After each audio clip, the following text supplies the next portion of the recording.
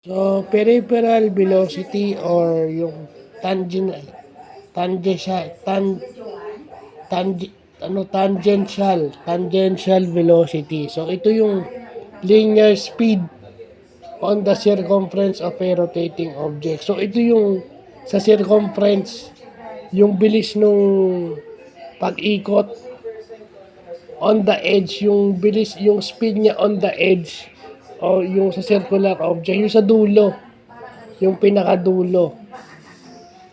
Alam naman natin yung circumference, 'di ba, yung perimeter around the circle. So yung bilis nung isang object with respect to its circumference, yun ang tinatawag na peripheral velocity o yung tangential velocity, no? Peripheral kasi nasa tabi, on the side. So, yun yung importanteng natututunan natin sa mga rotational objects na yan. Ayan, ayan.